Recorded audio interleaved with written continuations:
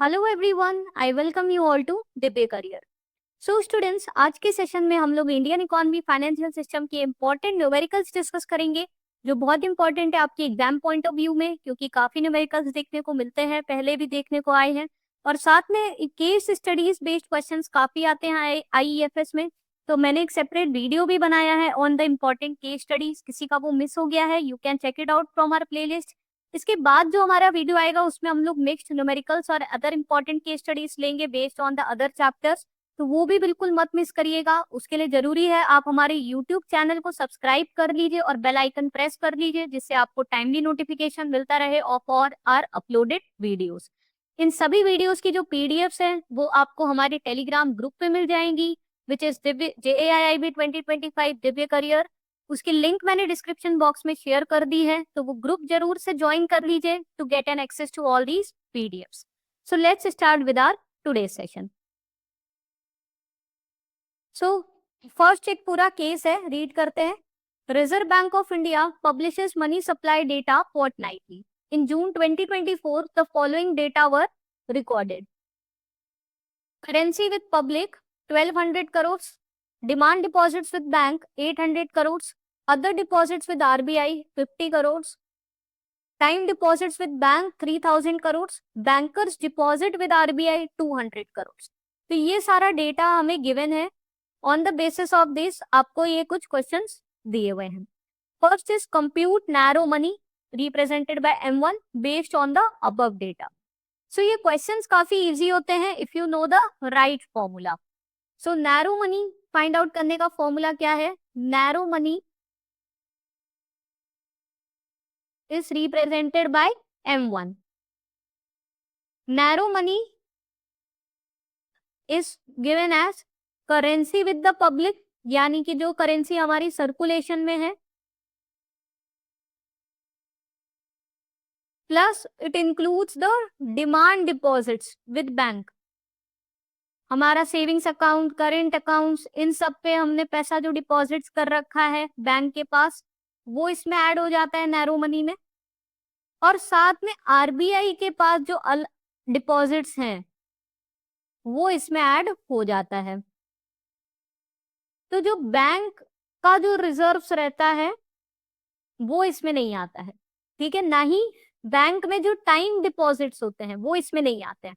तो ये narrow money liquid money है, okay, which includes the currency with the public, banks demand deposits and other deposits with RBI. तो M1 is equal to currency with public हमें दिया है 1200 crore, plus demand deposits है हमारा 800 crore, plus other deposits with RBI is 50 crore. So M1 कितना हो गया? 2050 crore. So right answer is option B. तो आपने देखा काफी इजी था न्यूमेरिकल, बट इस टाइप के न्यूमेरिकल्स आते हैं एग्जाम में, और वो आप तभी कर पाओगे जब आपको broad money, narrow money, reserve money, इनका कॉन्सेप्ट भी क्लियर होना चाहिए और इनके फॉर्मूले याद होने चाहिए। Okay, so narrow money represents the liquid money which includes the currency which the public is having it, that is in circulation, the demand deposits maintained with the bank and the other deposits with the RBI. Okay, so option B 2050 crore is the right answer. इसका explanation मैंने यहाँ दिया है, जो आपको हमारे PDFs में मिल जाएगा। उसके लिए आपको टेलीग्राम ग्रुप ज्वाइन करना रहेगा, जिसकी लिंक मैंने डिस्क्रिप्शन बॉक्स में शेयर कर दिया। ओके, नेक्स्ट क्वेश्चन है based on the above same data, compute money multiplier based on the above data. Now money multiplier का फॉर्मूला क्या होता है? Money multiplier is equal to broad money by your reserve money. So M3 होता है आपका broad money, जिसमें आपके time deposits with the bank भी आ जाते हैं, और M0 आपका रिप्रेजेंट करता है रिजर्व मनी, जिसमें ना तो डिमांड डिपॉजिट्स आते हैं ना टाइम डिपॉजिट्स आते हैं। ये वो मनी है जो कि रिजर्व मनी, क्योंकि बैंक्स को आरबीआई के पास कुछ रिजर्व्स मेंटेन करने रहते हैं। सो it includes the banks deposits with the RBI, it doesn't includes any public deposits with the bank. So it includes, तो इसके लिए आपको मनी मल्टीप्लायर के लिए आपको M3 भी निकालना रहेगा और M0 भी निकालना रहेगा। ओके, सो M3 निकाल लेते हैं पहले। Broad money is equal to your narrow money, जो आपने अभी निकाला था पिछले क्वेश्चन में, which is M1, and it also includes the time deposits with the bank, क्योंकि नैरो मनी में सिर्फ हमने डिमांड डिपॉजिट्स लिए थे, बट बैंक में जो एफडी आरडी का पैसा रहता है वो इसमें इंक्लूड हो जाएगा, because narrow money liquid deposits को रिप्रेजेंट कर रहा था, broad money is the broader concept जहाँ पे जो एफडी के फॉर्म में पैसा है वो भी इंक्लूड हो जाता है।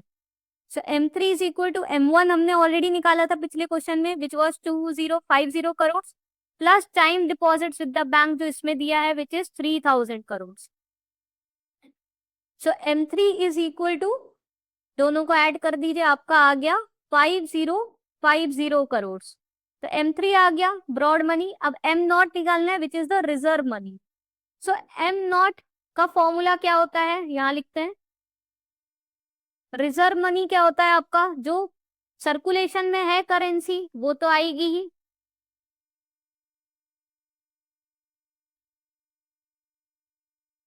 साथ में जो बैंक्स आरबीआई के पास मनी डिपॉजिट करते हैं इन the form of various reserves and all, वो इसमें आ जाता है, banks deposits with RBI.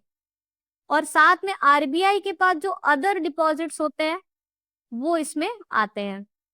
Narrow money में करेंसी विद द पब्लिक आ जाता है, आपका डिमांड डिपॉजिट्स आ जाता है और अदर डिपॉजिट्स आता है, बट रिजर्व मनी में जो बैंक्स डिपॉजिट रखते हैं आरबीआई के पास in the form of reserve money वो इसमें आता है, और बैंक या जो के पास जो डिमांड है टाइम डिपॉजिट्स है वो नहीं आते हैं।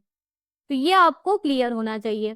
तो ये रिजर्व मनी, तो इसमें आपका क्या क्या आ गया, currency in circulation, currency with the public which is 1200 crore, banks ने जो आरबीआई के पास पैसा रखा है in the form of reserves and all 200 crore, and other deposits with RBI which is 50 crore.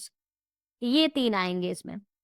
So M0 is equal to, सबको ऐड कर दीजिए, आपका आ गया 1450 करोड़।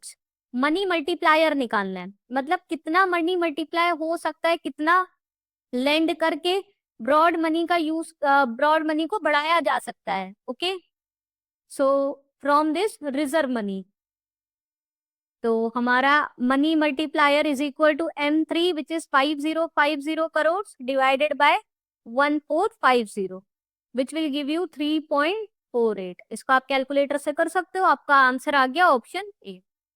तो आई होप आपको एकदम क्लियर हो गया किस तरीके से करना है। Just you need to remember the formula, formula पता है so you can simply do the numerical part. Okay, so ये रहा उसका एक्सप्लेनेशन, यहाँ पे दिया हुआ है, you can go through it.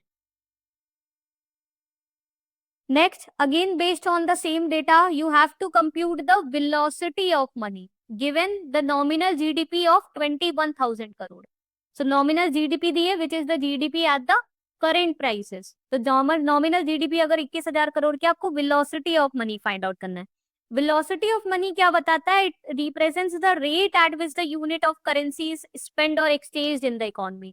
तो अगर velocity ज्यादा है मतलब इकोनॉमी हेल्दी है, लोग ज्यादा स्पेंड कर रहे हैं, सेम मनी कई बार एक्सचेंज हो रही है इकोनॉमी में। ओके, अगर वेलोसिटी कम है तो इसका मतलब लोग बहुत ज्यादा कॉशियस है, कम स्पेंडिंग हो रही है। Okay, it signals the economy slow down. So velocity of money का फॉर्मूला क्या होता है?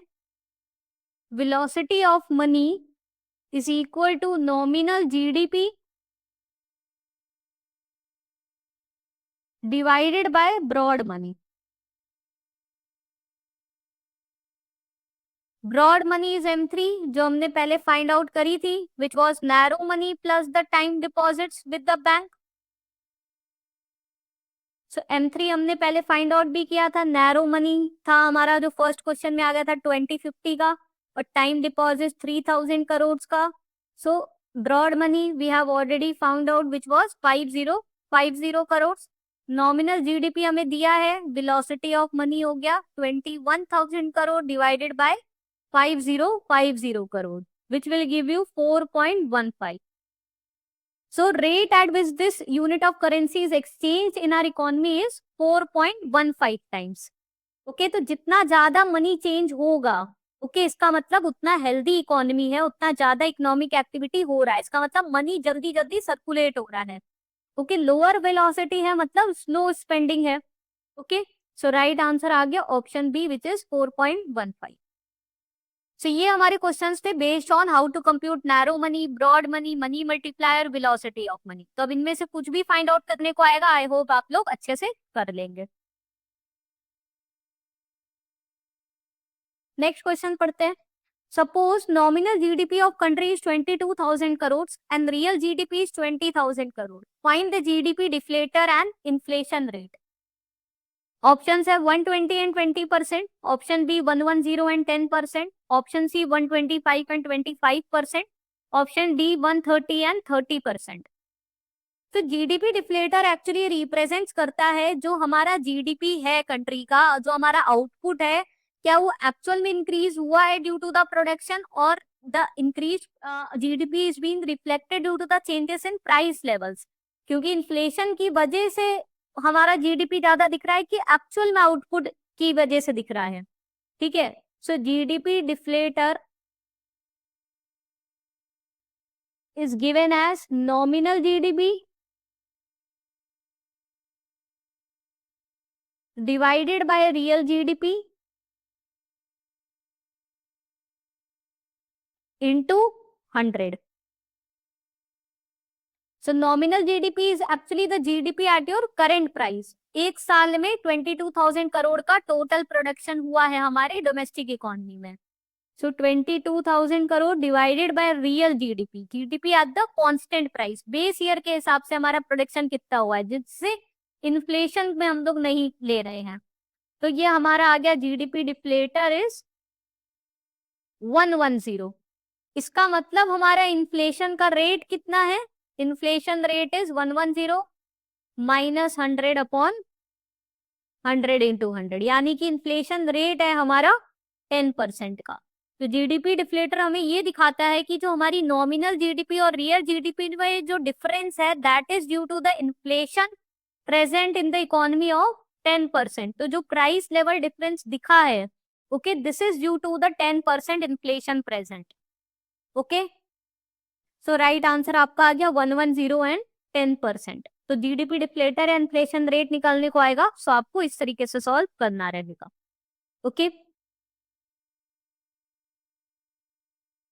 नेक्स्ट क्वेश्चन देखते हैं। इसमें कुछ डेटा दिया है, रीड करते हैं। The following data relate to the Indian economy given in rupees in crores. सो क्या क्या दिया है, private final consumption expenditure given is 70,000 crore, government final consumption expenditure is 20,000 crore, gross domestic capital formation given is 15,000 crore, net exports given is -5,000 crore. तो ये data दिया है। On the basis of this data you have to calculate GDP at market prices using expenditure approach. So GDP at market prices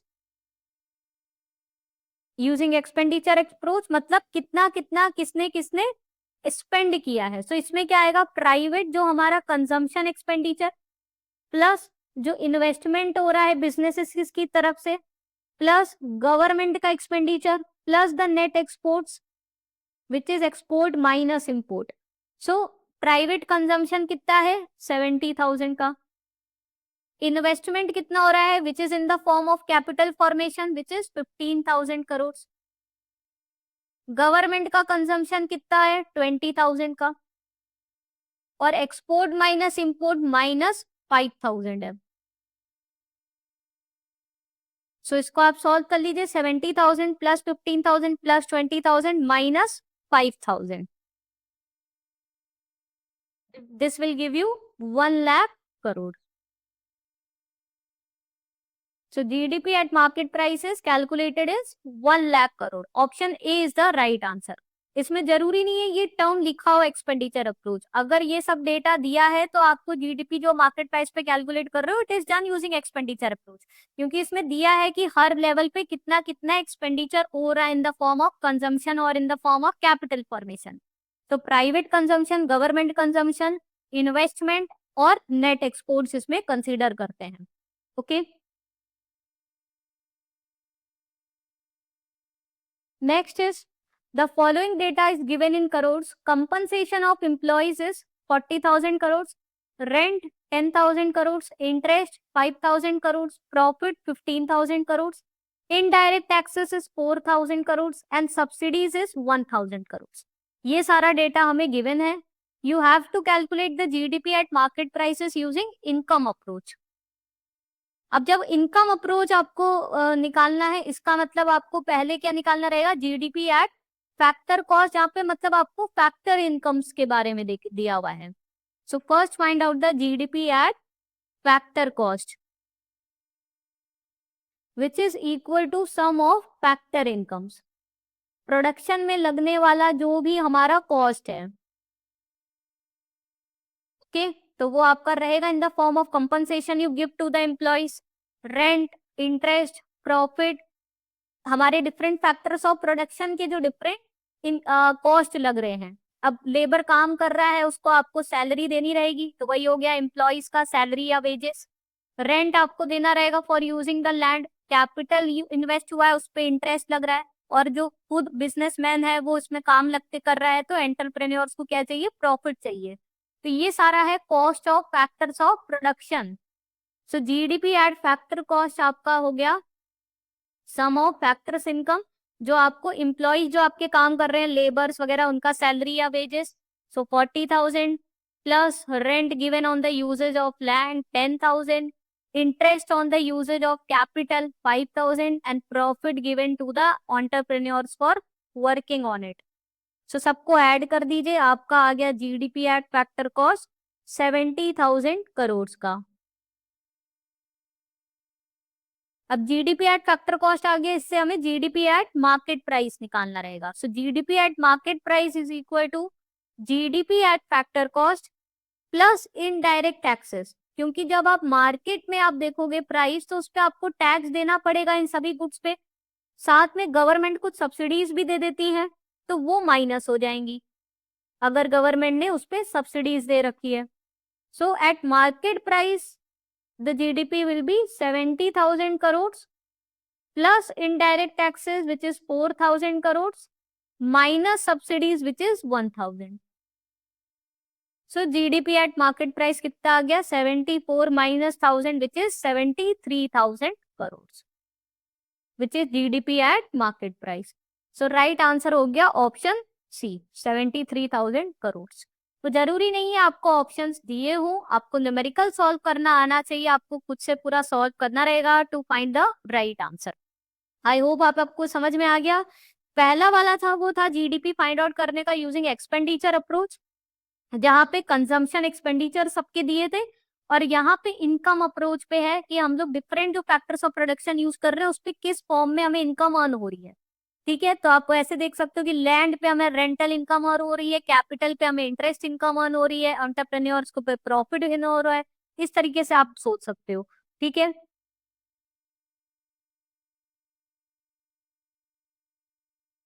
next है the following data is given in rupees in crore, where GNP, which is gross national product, at market prices given is 98,000 crores, depreciation is 5,000 crores, indirect taxes is 5,000 crores, subsidy given is 1,000।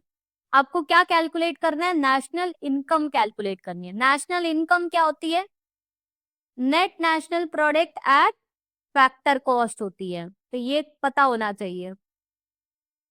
NNP at factor cost निकालना है। अगर आपसे पूछा जाए NI find out करिए national income, this means you have to find NNP at factor cost. So GNP at market price दिया है, आपको एनएनपी निकालना है। So NNP at market price क्या होगा, NNP at market price will be GNP at market price minus the depreciation. Capital assets पे depreciation लगता है, उसको आप माइनस करोगे तो आप ग्रॉस से नेट की तरफ मूव करते हो। तो NNP at market price is equal to GNP at market prices, which is 98,000 crores minus depreciation, which is 5,000 crores. So NNP at market price is equal to 93,000 crores. तो ये हमारा net national product at market price आया। हमें क्या निकालना है, net national product at factor cost. तो अभी हमने देखा था फॉर्मूला क्या होता है, मार्केट प्राइस में direct tax indirect taxes add हो जाते हैं, सब्सिडी माइनस हो जाती है। अगर फैक्टर कॉस्ट निकालना है तो उसी का रिवर्स हो जाएगा। So NNP at factor cost will be equal to NNP at market prices minus हो जाएंगे इसमें इनडायरेक्ट टैक्सेस, और सब्सिडीज क्या होंगी, ऐड हो जाएंगी। ओके, इनडायरेक्ट टैक्सेस माइनस हो जाएंगे और सब्सिडीज क्या होगी, ऐड हो जाएगी। So NNP at factor cost is equal to NNP at market price, जो हमारा आ चुका 93,000 crore, minus indirect taxes which is 5,000 crores plus subsidy which is 1,000 crores. So आपका आ गया 89,000 crores NNP at factor cost. So this is your national income. Correct answer हो गया option B. आई hope आपको एकदम अच्छे से क्लैरिटी हो गई किस तरीके से फाइंड आउट करना है. नेशनल इनकम पूछे, this means you have to find the NNP at factor cost. तो हमें देखना रहेगा हमें क्या क्या डेटा दिया हुआ है. ओके हो सकता है इसमें जीएनपी ना देके पहले जीडीपी दिया रहे, तो आपको पहले जीएनपी फाइंड आउट करना रहेगा जिसमें आपको net factor income from abroad दी रहेगी, तो वो आपकी ऐड हो जाएगी net factor income from abroad export minus import वाली जो होती है. ठीक है, तो उससे आप पहले जीएनपी पे आएंगे और फिर आप डेप्रिसिएशन माइनस करके एनएनपी पे आएंगे. ओके तो हो सकता है जीएनपी की जगह जीडीपी दी हो, तो from GDP you can find out the GNP by considering the net factor income from abroad. Okay और फिर डेप्रिसिएशन माइनस करके आप नेट नेशनल प्रोडक्ट पे आओगे.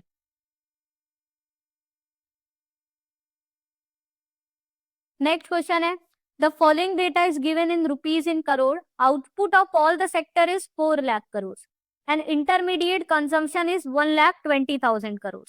आपको क्या फाइंड आउट करना है? Gross value added at basic prices, GVA at basic prices. So क्या फॉर्मूला होगा इसका? बहुत सिंपल है. So GVA at basic prices actually क्या मेजर करता है? ये मेजर करता है जो हमारा आउटपुट का वैल्यू है. Okay it measures the value of output at the prices with the producers receive. जो प्रोडक्शन हो रहा है, जो कर रहे हैं प्रोड्यूसर्स, उसको कितनी कीमत मिल रही है. तो इसमें आपका प्रोडक्शन सब्सिडी ऐड किया जाता है, प्रोडक्शन टैक्सेस माइनस किया जाता है. अब इसमें हमने टैक्सेस और सब्सिडी की बात करी नहीं है, तो उसका यूजेज इस वाले न्यूमेरिकल में नहीं होगा. So it includes the value of the output minus the intermediate consumption. Okay so ये हमें प्रोड्यूसर लेवल पे बताता है. So GVA at basic prices is equal to normal हो जाएगा आपका आउटपुट माइनस इंटरमीडिएट कंजम्पशन. बहुत सिंपल था ये हमारा. GVA at basic prices is equal to output क्या है? 4 lakhs minus intermediate consumption which is 1,20,000. So आपका सिंपली आंसर आ गया 2,80,000 crores. So right answer is option A, which actually represents the value at the producer level. Okay, which the producers receive. It will include the production subsidy and exclude the taxes.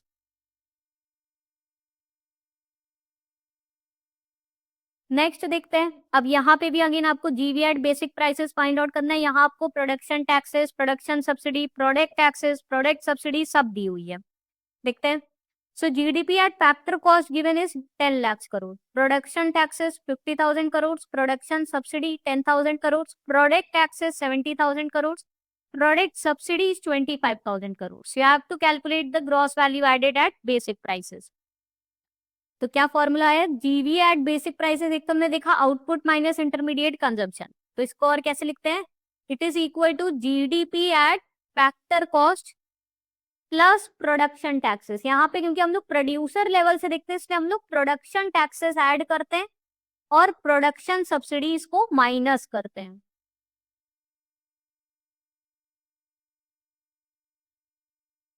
So GVA at basic prices is equal to GDP at factor cost which is 10 lakhs crore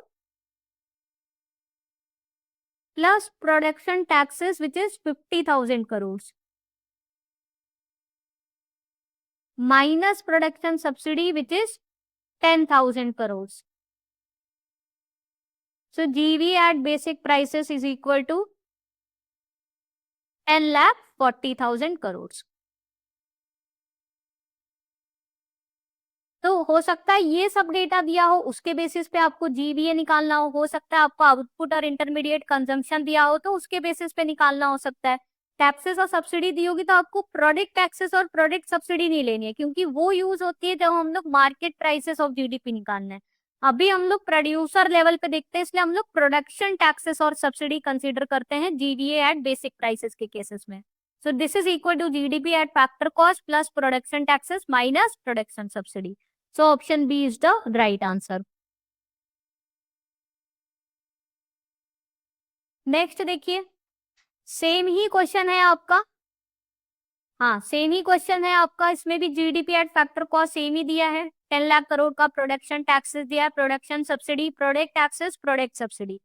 अब आपको क्या find out करना है, GDP at market prices करना है using all this data. तो इसके लिए अब आप क्या करोगे, जीडीपी एट मार्केट प्राइस जो आपने निकाला था that will be equal to gross value added, आपने निकाल चुके हो एट बेसिक प्राइस। इसमें अब आप प्रोडक्ट टैक्सेस ऐड करोगे, plus the product taxes minus the product subsidies.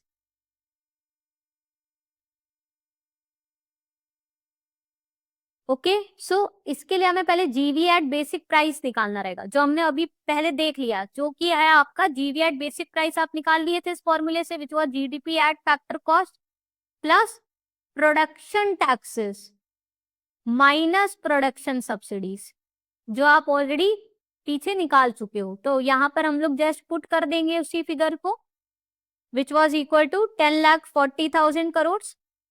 या अब जीडीपी एट मार्केट प्राइस में हम लोग प्रोडक्ट टैक्सेस देते हैं, so plus 70,000 crore minus product subsidies which is 25,000 crore. So GDP at market price will be equal to 10,85,000 crore. So right answer हो गया option A, 10,85,000 crore. तो ये बहुत ही इंपॉर्टेंट न्यूमेरिकल है, जिसमें आपको कुछ इस तरीके का डेटा दिया रहेगा and simply you will be asked to find GDP at market price, जिसके लिए पहले आपको जीवी एट बेसिक प्राइस निकालना रहेगा यूजिंग दिस फॉर्मूला। जब ये आपका आ जाएगा then using this formula which is GV at BP plus product taxes minus product subsidies, you can find out the GDP at market price. Okay चलिए आगे बढ़ते हैं, नेक्स्ट क्वेश्चन देखते हैं। Based on fiscal deficit, the following data relate to the union government finances for the given year in crores. Revenue receipts है 20 लाख करोड़ की, revenue expenditures है 23 lakh crore, capital expenditure है 7 lakh crore, non debt capital receipts है 2,50,000 crore. You have to calculate the fiscal deficit of government. Fiscal deficit का क्या formula होता है, fiscal deficit is equal to total expenditure of the government minus revenue receipts and non-debt capital receipts.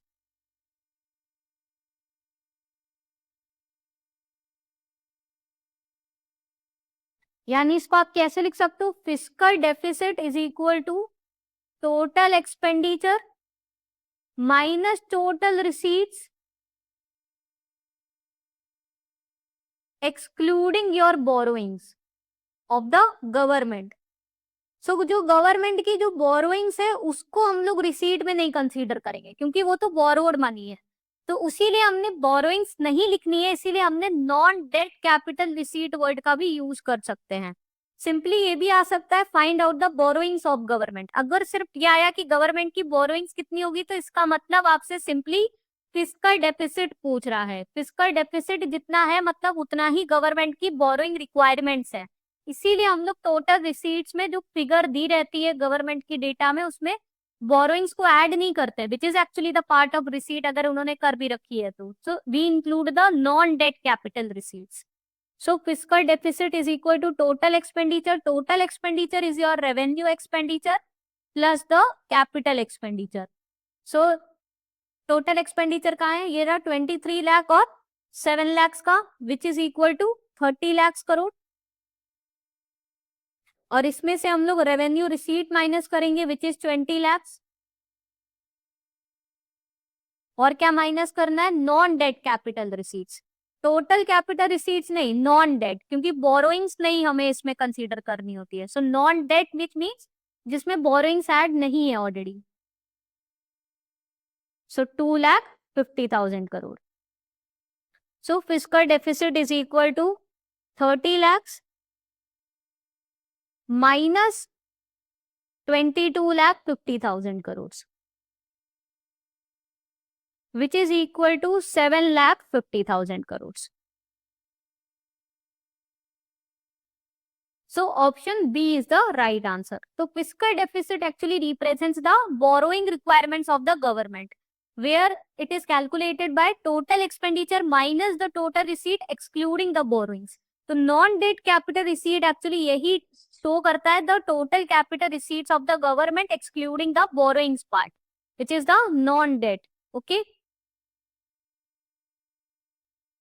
सो हम लोग आगे भी और एक नया वीडियो लेकर आने वाले हैं जिसमें हम लोग और रिमेनिंग केस स्टडीज डिस्कस करेंगे और भी न्यूमेरिकल्स करेंगे based on fiscal deficit, primary deficit, effective revenue deficit, क्योंकि उस पर भी न्यूमेरिकल आते हैं. तो जरूर से चैनल को सब्सक्राइब करके बेल आइकन प्रेस कर दीजिए जिससे आपको टाइमली नोटिफिकेशन मिले. और अगर आपको ये वीडियो पसंद आया हो जरूर से इसे लाइक करिए और भी अपने फ्रेंड्स के साथ शेयर करिए जो कि जेआईबी सीआईबी की प्रिपरेशन कर रहे हैं. इस वीडियो की पीडीएफ आपको हमारे टेलीग्राम ग्रुप पे मिल जाएगी जिसका लिंक मैंने डिस्क्रिप्शन बॉक्स में शेयर कर दिया है. तो जरूर से वो ग्रुप भी ज्वाइन कर लीजिए to have an access to all the PDFs. So keep learning, see you in the next session. Thank you.